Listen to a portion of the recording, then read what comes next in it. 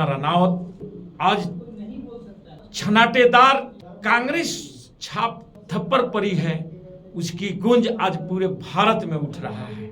और शायद जिनके लिए कंगना रनौत जी बोलती हैं, जिनके लिए इतना करती हैं, वे मोदी जी, उनको भी ये बात सुनाई दिया होगा कि हम भारत को किस तरफ ले जा रहे हैं। कहीं पर कोई गोली मारता है और बोलता है जय श्री राम, ये किसकी देन है?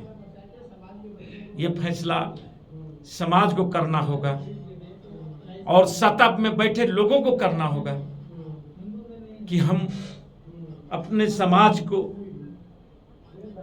नौजवानों को, युवा पीढ़ियों को हम क्या दे रहे हैं, क्या सीख दे रहे हैं। अभी हाल की घटना देख रहे हैं कि फैजाबाद में भाजपा हार गई है और जो मोदी भक्त हैं वे लोग हिंदुओं को गाली देना शुरू कर दिए हैं।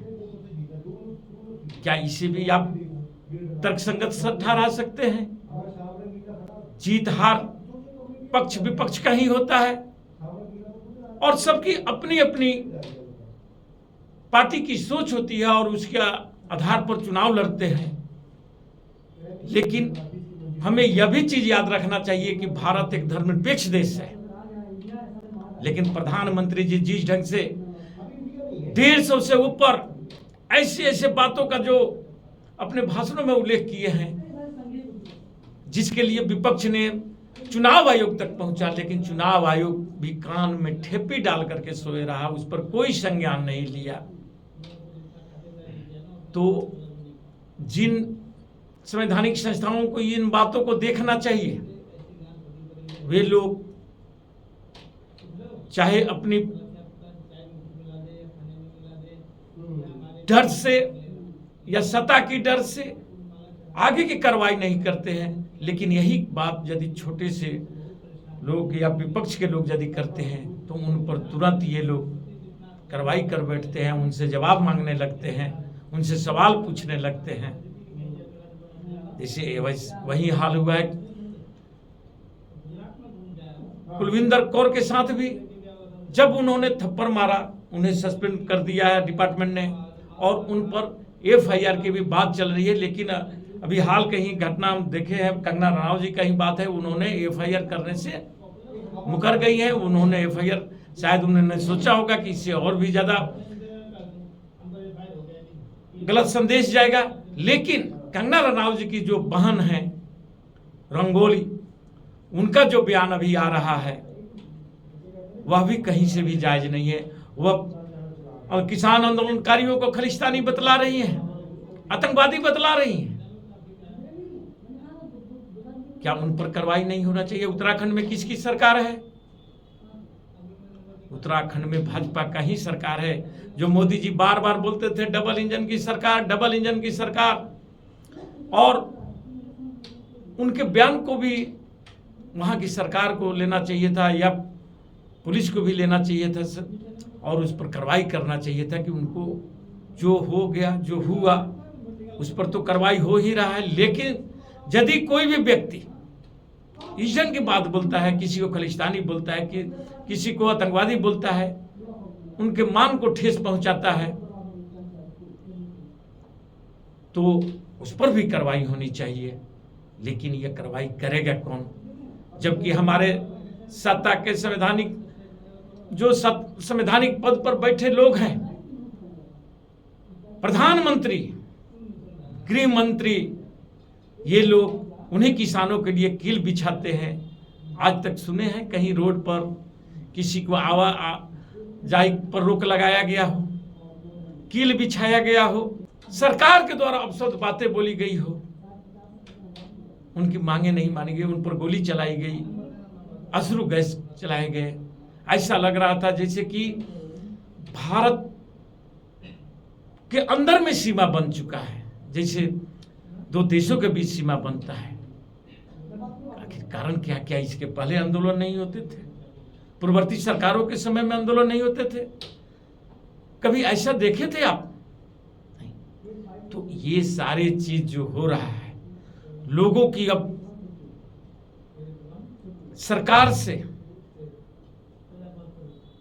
मन उब चुका है, दिल टूट चुका है, उनको न्याय नहीं मिल रहा है क्योंकि सरकार कार्रवाई नहीं कर रही है। और उसका नतीजा हुआ है कि आज मोदी जी अर्श से फर्श पर आ गए हैं। उसके बाद भी वह देश के जनादेश को दरकिनार करते हुए तीसरी बार प्रधानमंत्री बनने के लिए आगे आ रहे हैं। अपनी संसदीय दल की बैठक नहीं कराते हैं, बल्कि जो उनके साथ में दल है उनकी बैठक करा करके, उनसे लिखा पढ़ी करा करके, उनसे समर्थन लेकर के। ये भी एक सोचने की बात है कि आखिर मोदी जी ऐसा क्यों कर रहे हैं। क्या मोदी जी को डर सताने लगा है कि हम सत्ता से उतर जाएंगे तो जो हाल हमने विपक्षों के साथ किया है वही हाल हमारे साथ भी होगा। इस डर से वो जल्दीबाजी में लगे हुए हैं कि जल्द से जल्द सरकार बना ले। और घोषणाएं भी हुई है कि 9 तारीख को शपथ ग्रहण किया जाएगा, जबकि अब तो प्रधानमंत्री ने इस्तीफा दे चुके हैं, लेकिन हमारे राष्ट्रपति महोदया ने उनको जब तक नए प्रधानमंत्री का चुनाव नहीं होता है तब तक उन्हें कार्यभार दे रखी है। तो उन्हें ये कहां पर डर पैदा हो गया है, उन्हें क्यों इतना जल्दीबाजी में है। और जल्दीबाजी में वे सरकार बनाना चाह रहे हैं, जनता के जनादेश के खिलाफ सरकार बनाना चाह रहे हैं। जनता भाजपा को मोदी जी जो 400 पार का नारा दिए थे, 400 पार उनको वोट नहीं दिया है। और उन्होंने बोला था, हर मंचों पर बोला था कि 370 भाजपा को और इंडिया 400 पार रहेगा। वहां पर कुछ हमारे पत्रकार बंधु भी हैं जो एनालिसिस करते हैं चुनाव का, उन लोगों ने भी उनकी भावनाओं में बह करके और वैसा ही अपना एग्जिट पोल दिखा दिए थे, जिनका आज थू हो रहा है और मुंह छिपाए फिर रहे हैं। और कहीं यही हाल मोदी जी के साथ भी नहीं हो, क्योंकि उनको जो नेहरू की 3 बार की शपथ का वह रिकॉर्ड तोड़ना चाह रहे हैं। तो रिकॉर्ड तो नहीं टूटेगा, उनके समानांतर हो सकते हैं, लेकिन नेहरू जी की तुलना नहीं कर सकते हैं, क्योंकि नेहरू जी जिस समय आए थे, हम स्वतंत्रता से हमको अभी अभी ही आज़ादी मिली थी। और उसके बाद में जो तीनों चुनाव हुए थे, और तीनों चुनाव में 300 से ऊपर 350 से ऊपर सीटें लेकर के नेहरू जी आए थे। लेकिन क्या मोदी जी भी 300 सीटें लेकर के आए हैं, जो इतनी सरकार बनाने की जल्दी दिखा रहे हैं? और उसका कारण यह हुआ है कि जो उनके सहयोगी दल है जदयू और चंद्रबाबू नायडू का पार्टी टीडीपी, उन्होंने भी अपना मांगे रखना शुरू कर दिए हैं। कोई गृह मंत्री का पद मांग रहा है, कोई स्पीकर का पद मांग रहा है, तो कोई रेल मंत्रालय मांग रहा है। यानी 6-7 जो मंत्रालय है, जो विशेष पोस्ट होता है केंद्र में, वे लोग तमाम विपक्षी दल मांग रहे हैं। उधर में शिवसेना से टूट करके शिंदे आए हैं, उनका भी अपनी अलग मांग है। क्या मोदी जी जो तानाशाही के तरीके से जो सरकार चलाए हैं, अपने मर्जी से जो सरकार चलाए हैं, क्या तीसरी बार ये सरकार वैसा चला पाएंगे? ये खुद उनको मोदी जी और शाह को सोचना चाहिए। और यह बात आरएसएस के भी दिमाग में होनी चाहिए। आरएसएस कहाँ सोया हुआ है? जो भाजपा का ही एक मतलब आरएसएस का ही एक विंग है भाजपा, और उस पर भी उनका दबाव नहीं बन रहा है। उन्हें प्रधानमंत्री मोदी जी को तीसरी बार शपथ से नहीं रोक पा रहे हैं। आखिर इस तमाम चीजों पर आम जनता नजरें गड़ाई हुई है। एक एक पहलू पर लोगों की नजर है और लोग देख रहे हैं कि किस ढंग से देश की जनादेश को एक अल्पमत में आया, जो सत्तासीन पार्टी था। कुछ लोग इस पर भी सवाल कर रहे हैं कि कौन बोलता है कि मोदी जी अल्पमत में है। मोदी जी सत्ता में थे, और सत्ता में वह जब दोनों बार आए थे तो एक बार 283 सीट लेकर के आए थे, 283 या 87 सीट लेकर के आए थे, और दूसरी बार जब आए थे 19 में तो 303 सीट लेकर के आए थे।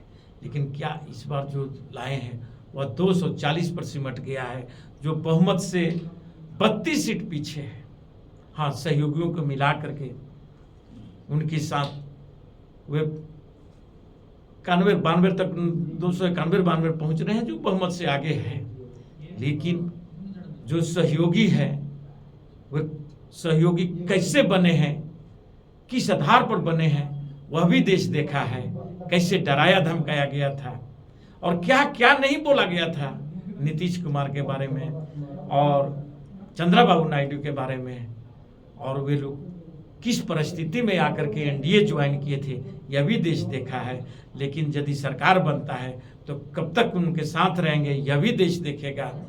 लेकिन इसके साथ साथ मैं चंद्रबाबू नायडू और नीतीश कुमार जी को भी अपनी बातें बतलाना चाहता हूं कि ये दोनों पार्टी, जब मोदी जी का 2014 में सरकार बनी थी और उस समय भी ये लोग सहयोगी थे, और उस समय इन लोगों ने जो मांग किया था विशेष राज्य का दर्जा का, क्या मोदी जी 10 साल के कार्यकाल में वे विशेष राज्य का दर्जा दे चुके हैं, दिए, या अब जब बनेंगे तो क्या दे देंगे?